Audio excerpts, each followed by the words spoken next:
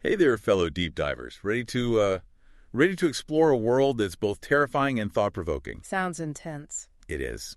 Today, we're diving into Margaret Atwood's The Handmaid's Tale. Oh, classic. It really is a book that's earned its place among, literary classics. Yeah. Critics have called it everything from a chilling cautionary tale to a brilliant examination of power and control. I could see why. But what makes this book, originally published back in 1985, still resonates so strongly with readers today? That's what we're here to uncover. All right, let's dive in. So, The Handmaid's Tale plunges us into Gilead, okay. a near-future dystopian society ruled by a fundamentalist regime. What's striking about Gilead is how it twists familiar elements, religion, social structures, even everyday language into tools of oppression. It's wild how Atwood takes something like a declining birth rate, a real-world concern, Well, yeah. and spins it into this nightmare scenario. Exactly. In Gilead, that fear is exploited to create a system where fertile women, known as handmaids, are stripped of their identities and forced into sexual servitude. They're literally walking wombs, reduced to their biological function. Okay, so we meet Offred, our protagonist, whose name itself is a gut punch. Yeah. Of Fred. Right, She belongs to the commander, Fred. No name, no identity, just her function in this twisted social order.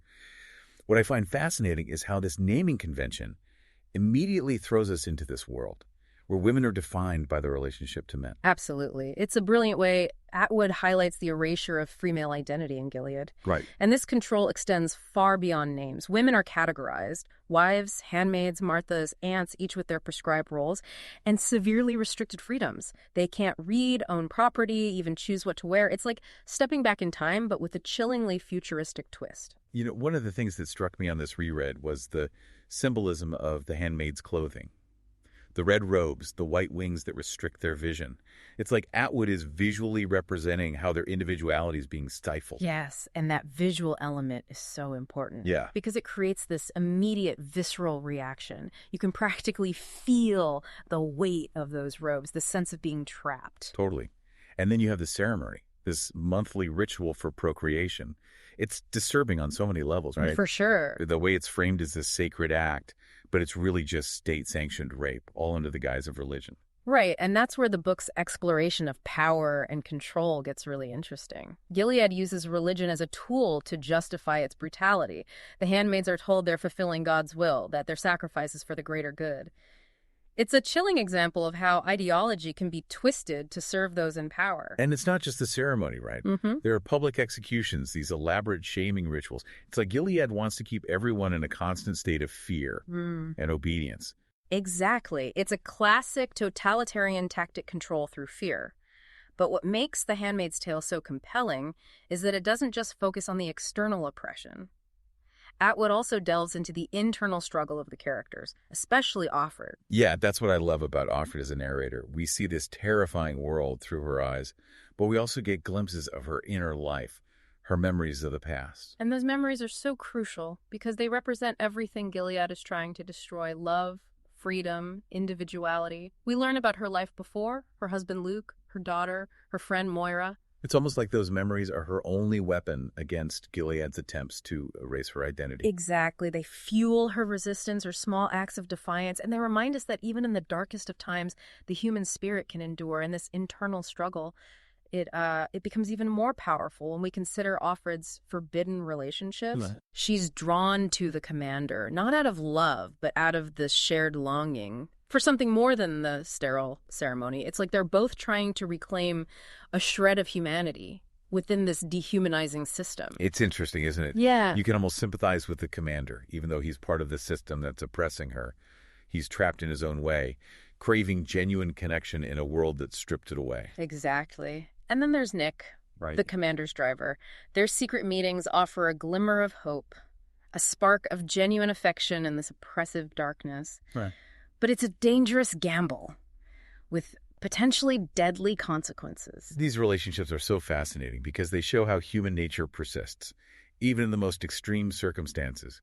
Even in Gilead, people find ways to connect, to rebel, to hold on to their humanity. And these acts of resistance, both individual and collective, Yeah. are crucial to the story. We see it in Offred's small acts of defiance: stealing a forbidden flower, engaging in a whispered conversation, And then there's the Mayday Resistance, a network of individuals working to undermine Gilead from within. Moira's escape from the Red Center, where handmaids are trained, is a powerful example of that resistance. Mm-hmm. Talk about a badass. She refuses to be broken by the system and risks everything for freedom. I get chills every time I read that part. It's such a pivotal moment, right? Because it shows that escape, both physically and mentally, is possible. It gives Offred and the reader a sense of hope, a belief that Gilead can be challenged. But what makes Atwood a master storyteller is that she doesn't offer easy answers or neat resolutions. The ending of the book is notoriously ambiguous. That's right. We're left hanging, wondering what happened to Offred. Was she rescued by Mayday? Did she escape Gilead? Or did she succumb to the system? It's frustrating, but also brilliant, because it forces us to grapple with the uncertainty, just like the characters. And then, of course, we have the epilogue, set decades after Offred's story. It's revealed that her account was recorded on cassette tapes, discovered and analyzed by historians studying the rise and fall of Gilead. It's like Atwood is saying, this is a story, yes, but it could also be history. Don't let it happen. That historical framing adds a whole other layer to the book's warning, doesn't it? It makes you question, could something like Gilead really happen? Are we, in our own time, doing enough to safeguard our freedoms? And that's what makes The Handmaid's Tale so relevant even today. It forces us to look at our own societies, our own political climates, and ask ourselves some uncomfortable questions. Are we taking our freedoms for granted? Are we recognizing the warning signs of oppression? Are we complacent in the face of injustice? One thing that always sticks with me is how Atwood uses language as both a tool of oppression and a means of resistance. In Gilead, women are forbidden from reading and writing, their voices silenced. But Offred, through her narration, reclaims language as a form of rebellion. It's like she's taking back her power, one word at a time. Exactly, and that's what makes her story so powerful. Even in the most oppressive circumstances, the human spirit finds a way to resist, to express itself, to hope for a better future. And it's not just about individual acts of resistance, you know? The Handmaid's Tale also explores the power of collective action, of people coming together to fight for a common cause. The Mayday movement, even though we only get glimpses of it, represents that hope for change, that belief that even the most oppressive regimes can be challenged. What's interesting is how Atwood portrays the Mayday movement. It's not this grand, heroic uprising. It's a network of ordinary people, risking their lives in small, often unseen ways. It's about planting seeds of doubt, spreading information, creating cracks in the foundation of Gilead's power. It makes you think about the different forms resistance can take. Sometimes it's a grand gesture, like Moira's escape. But sometimes it's something as simple as holding on to a forbidden memory, a whisper of defiance, a refusal to let your spirit be broken. And that's what makes The Handmaid's Tale so powerful. It reminds us that even in the darkest of times, hope can exist.